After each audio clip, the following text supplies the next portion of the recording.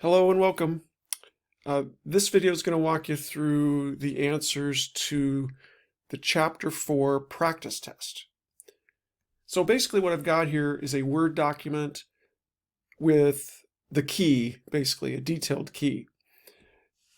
And so I'm just going to walk through each question here. So question 1 is a Z for a sample mean problem, and I always recommend that you start off by writing down what you have been given. So identify the sample mean, the n, the population mean, the standard deviation of the population. Then write your formula, substitute in the proper values, and then find your z. There's your answer.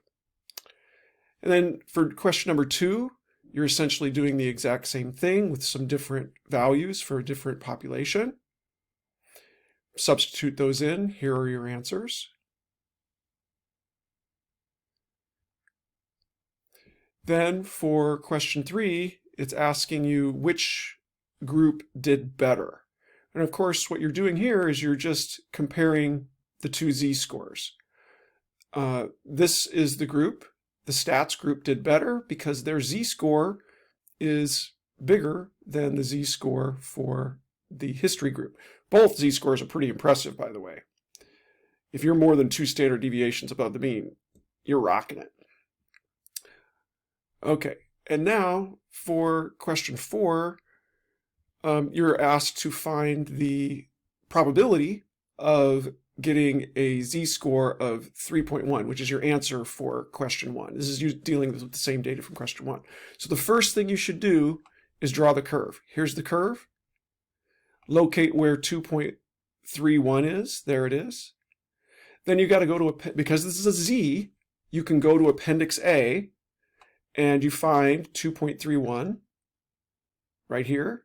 And because this is a tail, because the question was asking getting that p-value or higher, so it's a tail. So your 3.1, you want the tail. There's your p-value. On the key, or on the question you're asked, the option you're given is 0.01, and here's why. We just didn't carry out all the digits. Okay. So question 5 is a little bit of maybe a challenging question. I remember getting some questions on this. So it's asking you which of these is more likely to happen, to get a random sample of 27 students that have a mean of 26, or a random sample of 100 students who have a mean of 26. The important thing to remember here is that the population parameter is 52. So you really do expect both sample means to be close to 52, but you would expect the sample mean coming from a sample of 100 people to be closer to 52 than a smaller sample of 27.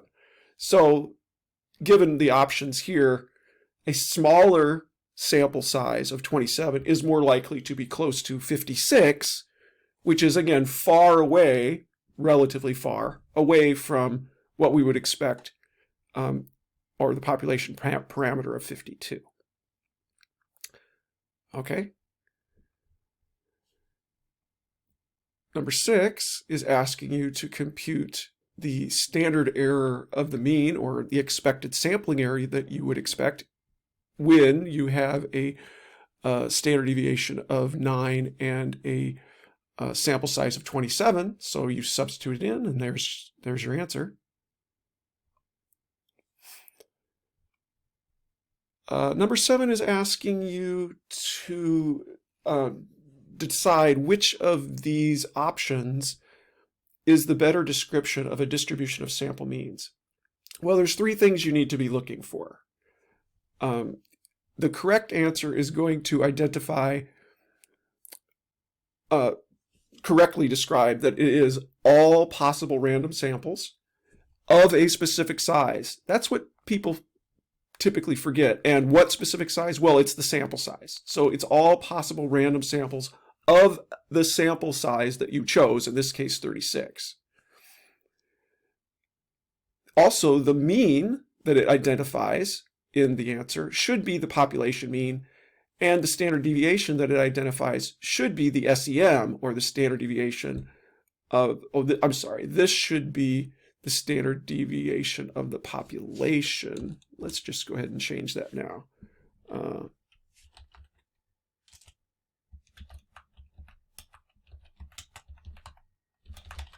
So it's the population standard deviation by the square root of n.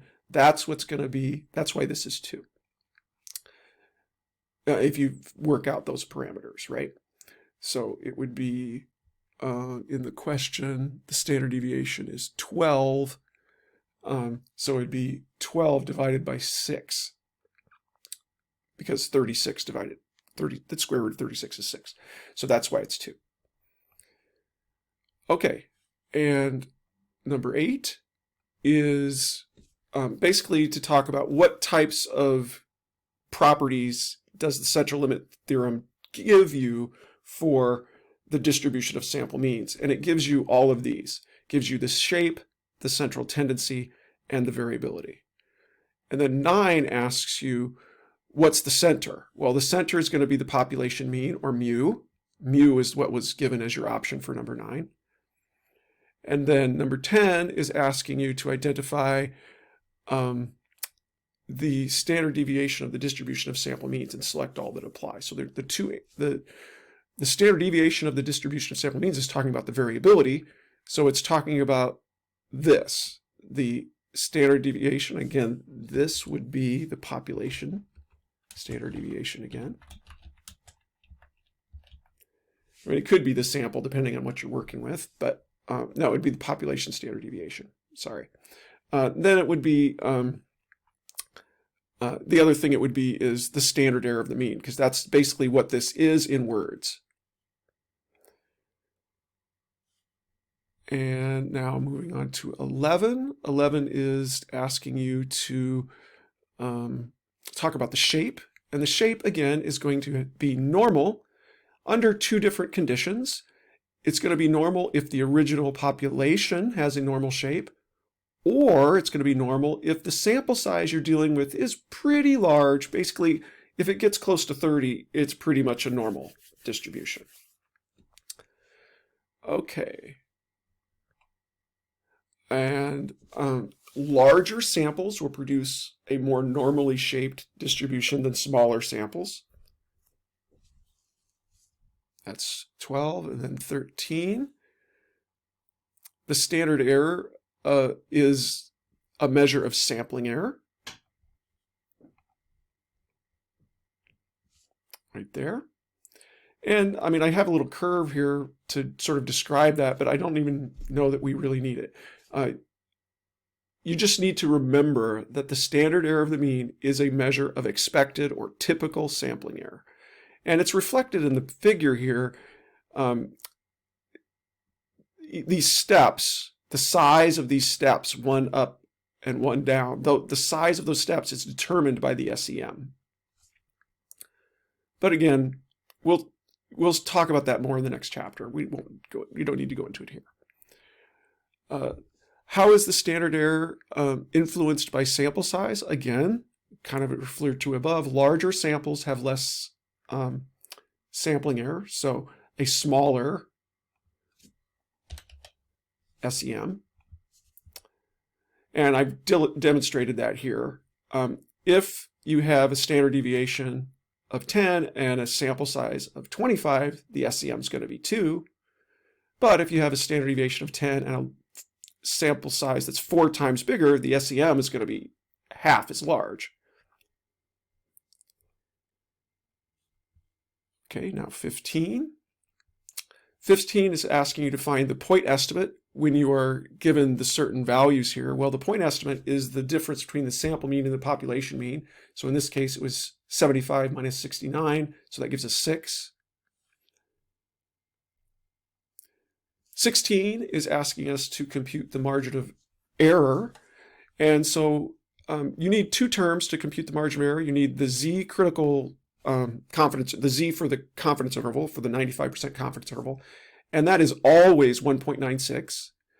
And the SEM is, again, the standard deviation divided by the square root of n. So with the parameters that you're given here, the sample size was 18, and the standard deviation was 10. So if you work that out, that's what you're going to get. And so there's your margin of error. Then to find the upper bound and lower bound, you simply take the point estimate and subtract the margin of error to get the lower bound and add the margin of error to get the upper bound. If you do that, here's what you get. And then this CI is this confidence interval is the range of plausible estimates of the mean difference between the honor students and the population. So again, this is how different might these two groups be. On the lower end, they might be different by about 1 point. On the upper end, they might be different by about 11 points. So again, those are all the range of plausible mean differences between these two groups.